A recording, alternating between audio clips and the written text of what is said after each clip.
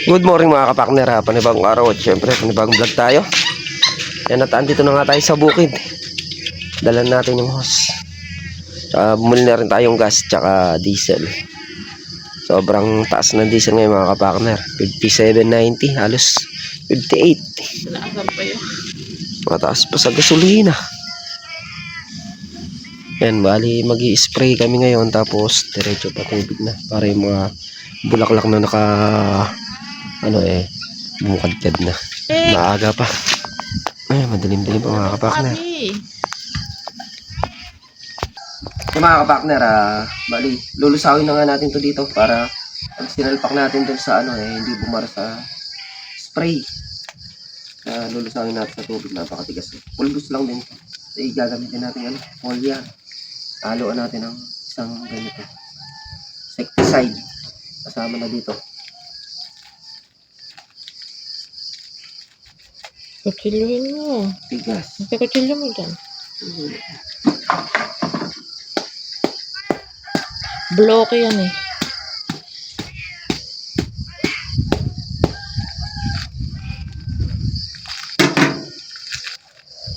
Para siyang punggo po eh. Kulay.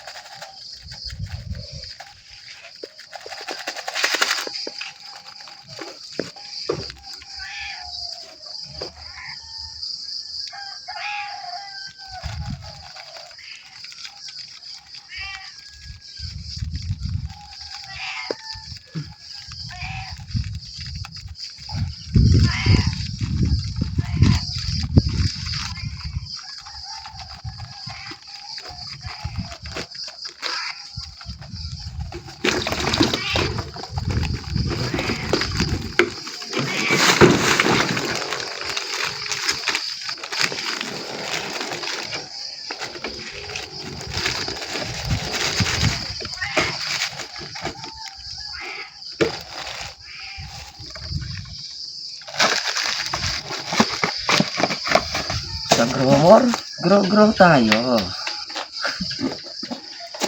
Advertise na eh.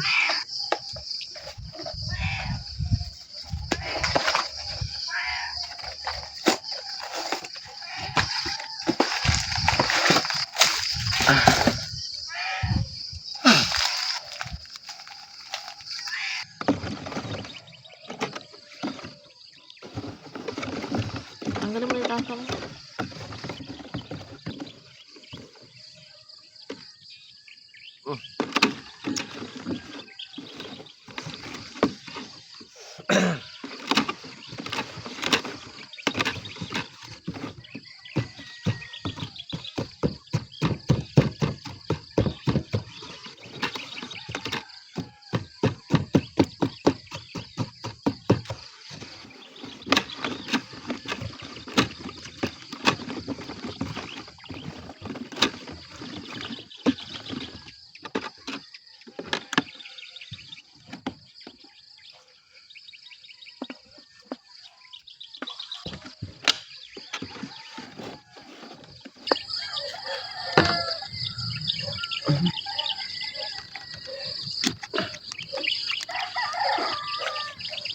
Lagyan natin ng insecticide mga kapakner kasabay ng foliar na gagamitin natin para dagdag bulaklak.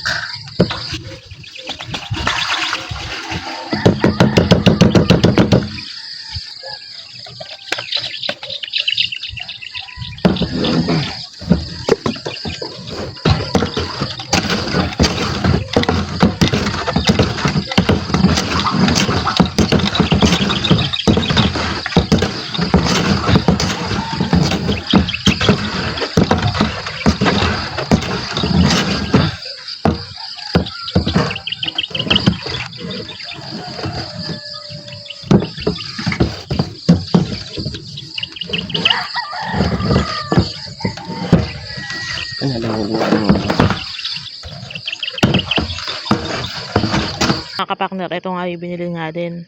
Tsaka ito pinapress. Yan, para hindi na bumubuga yung gamot.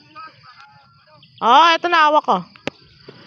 Yan, bali nagpapaandar na sila ng power spray. at mag-start na para makapagpa tubig pagkatapos.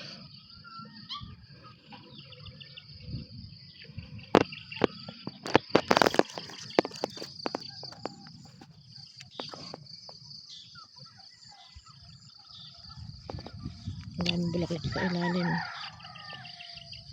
Malulusutan. Yung mga kapakner at nakapag-start na mag-spray. Ngayon bali kasama natin si Tol Nariel. At siya nga yung kinuha natin makakatulong dito para naman ano yung pinaghirapan nila dati. Gusto natin yung makakatulong natin yung naghirap talaga. Kaya siya na lang ang kinuha ko.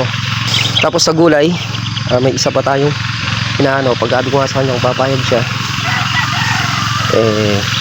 pare-parehas ang laban.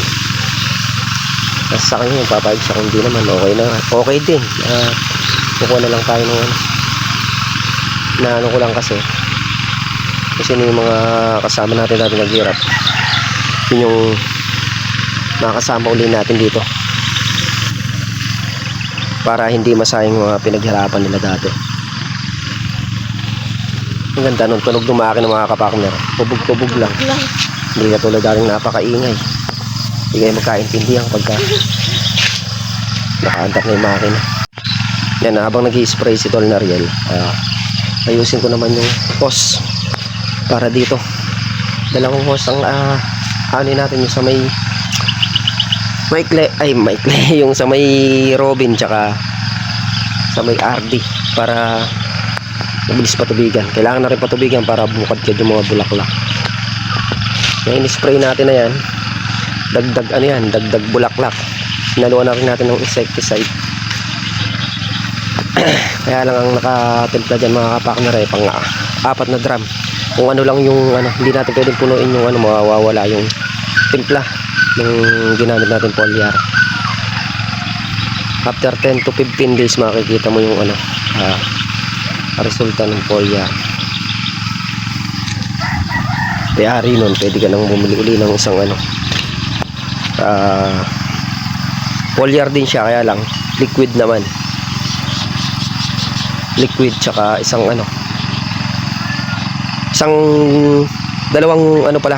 dalawang gromor uli, kaya lang hindi na 12042, iba naman, ibang numero naman. Mura lang naman din yung gromor na ginagamit natin. Pagkaalam ko sa mga bulaklak, yun naman ang pagka lumabas yung mga bulaklak, pampakapit, pampalusog, ginagamitan ng pampakapit. Tapos pagka-spray nun, okay na. Puro insecticide na lang naman. sa bata pampakapit.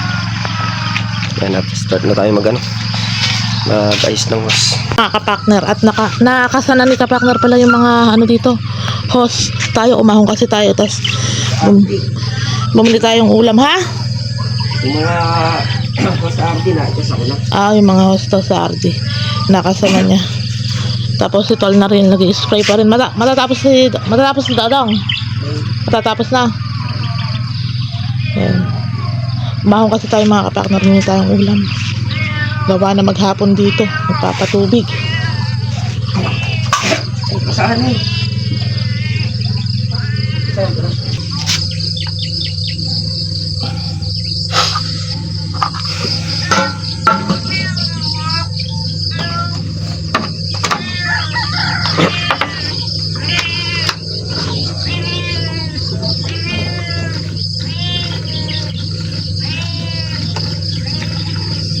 Kabog-kabog lang yung power spray Yung mga kapakner, at nagpapatubig na nga si kapakner. Hanap itubig. Okay.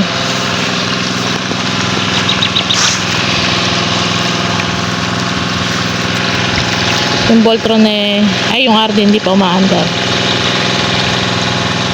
Kakatapos lang din mag-spray.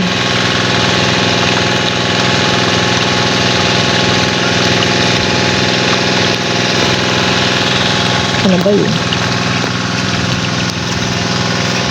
Pinapala niya pala. Kaya matagal siya. Pinapala niya yung mga gilid.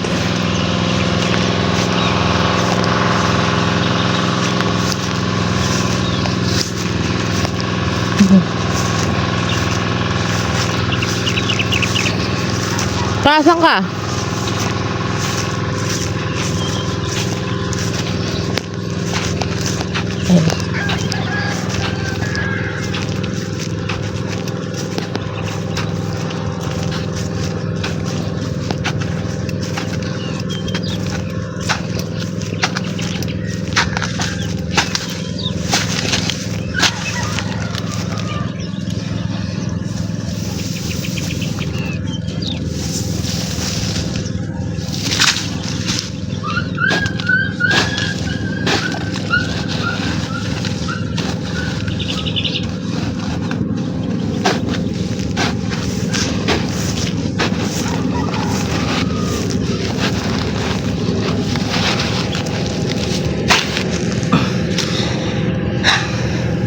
Ay. Mga kapakner, bali, ilalagyan nga natin ng daan tubig. Binubuhay natin yung mga daan tubig para mabilis patubigan. Unti-unti. Hindi mo natin maapura yan. Bali si Tol Nariel, pinapuntahan ko yung isang kung gusto niya ako. Para kung gusto niya, papalahin namin ngayon to, yung mga daan tubig. Habang nagpapatubig para makita natin yung mataas at mababa. Pag pumayag siya mga kapakner,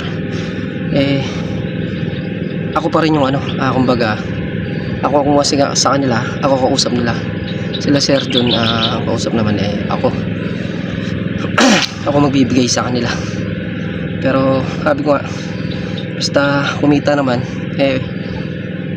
hindi naman sila agarbyado. Sabi ko nga, pare-parehas naman kaming naghihirap. Lalagay din natin sa ayos yung kita. Kahit sa gulay. Tapos kapag naman walang ganang trabaho dito at may trabaho naman sila, pwede naman sila magtrabaho. Lalo na kung pag-i-spray lang. At kaya ko naman din mag-spray mag-isa. May trabaho sila, din natin sila abalain. Pag wala silang gawa at may trabaho na tapat na ganyan, yan, tulong-tulong sila. Tulad nyo yun, si Tol Nariel, kung wala siyang trabaho, sabi ko tulungan ng patubig. Babalik mamaya, maliligo lang kasi galing siya nag-spray. Para maayos namin itong daan tubig. Pagkatapos naman na ito, patubig na to, puro spray na, tapos grass cutter. Wala na naman trabaho. Pag ganyan lang may trabaho sa kalamansi. Kaya pag pumayag yung isa mamaya, papagpalahin natin dito. Maganda kapag may harang na ganyan. Ito, pakita mo. Hindi kumakalat yung tubig.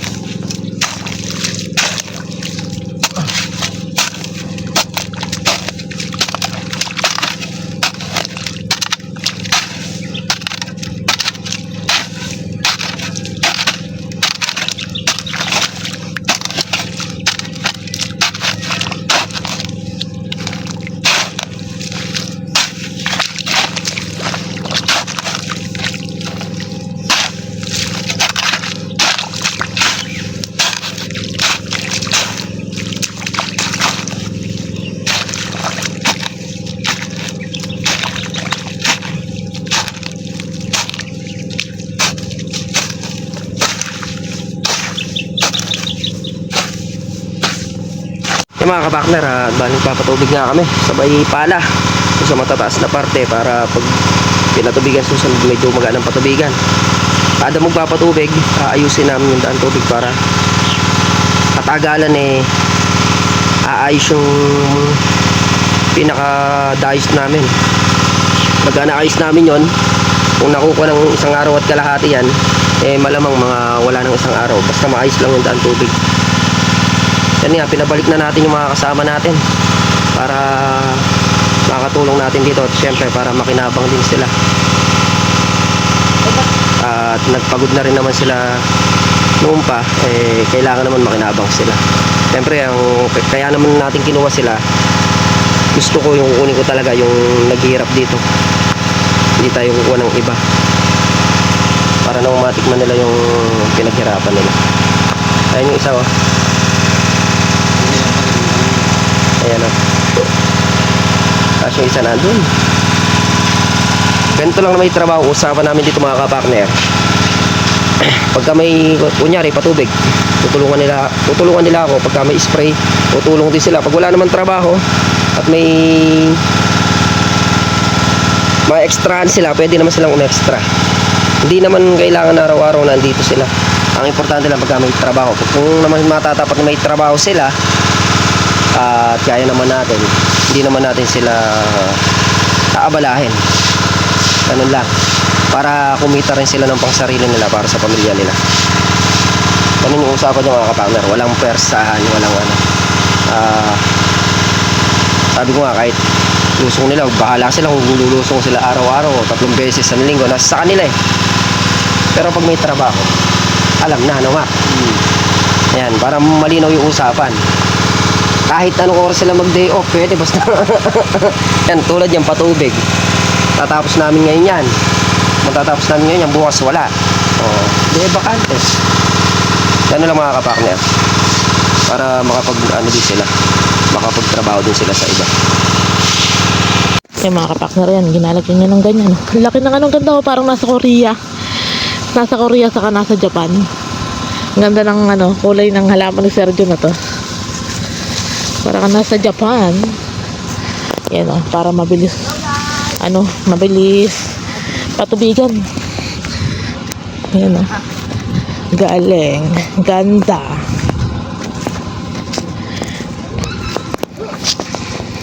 Yan oh. Titigmakin sa tubig mga kapakner. Kasi nga, sumusulpot yung bulaklak.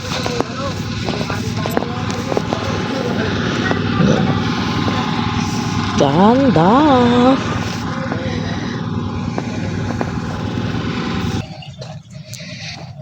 Mga kapartner, at nagpapa-usok nga tayo.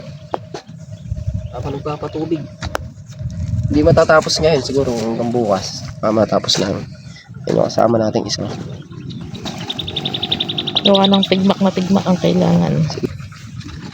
Iba na! Yung tubig dito.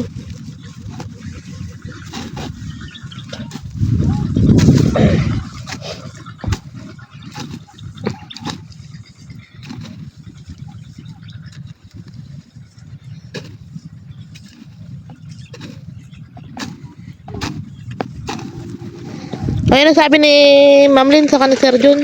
Ha? Kay Makmak. Ano sabi ni Ma'am Lynn sa kanil Sir Jun kay Makmak? Welcome back. So ganun na sila, nag-day off lang sila ng 1 year. Oo. Yan, dito. Sabi po ni Makmak eh, ano sabi? Nag-day off lang silang 1 year. Nag-leave. Nag-leave daw. Ng 1 year. Pero ngayon balik trabaho na ulit sila mga kapartner. Oh, 1 year na kayo nun ha? 1 year na kayo sa leave.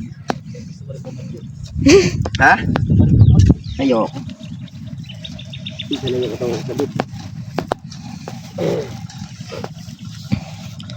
Tawan yung ano, bulaklak no. Ha?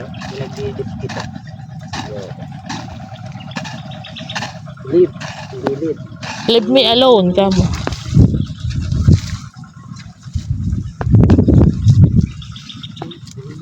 Mag-aalas 5 na pala. Mag-aalas 5 na. Or ano na? Ano pa nga, init pa.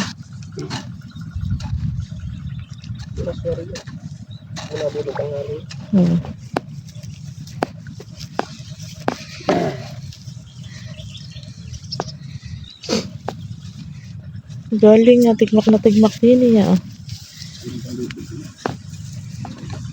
Tapos pupuno-punuin na rin natin mga kapartner. Nag-sample na si Tol na rin ng puno-puno. Tapos pag natuyo, grass cutter para tawag na rin, palinis. Palanggam. Kaya mga kapartner, at nakauwi na yung dalawa. Pinauna na natin. Tayo nandito pa. Mamaya pa tayo uwi. Yan, balik na sinisigaan yung mga pinagkanuhan natin ng tanglad para diretso yung usok doon. Kaya naman, tuwing hapon dito amoy lechong manok gawa ng tanglad.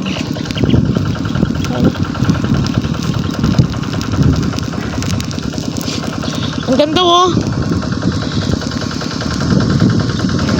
Yung mga insekto nalityo na, yung mga insekto nalityo yung mga insekto.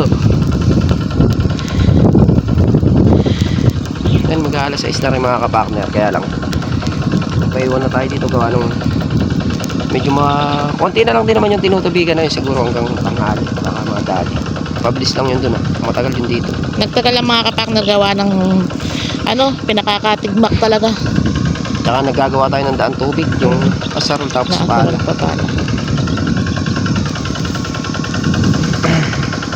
Yung mga kapartner at kami pauwi na nga. Bali 6:20 na ng hapon. Pinagtayin na rin natin yung makina. Bukas na lang ulit para agahan na lang natin ang lusong. Hanggang tanghali naman ay mayayari yung mga kapartner.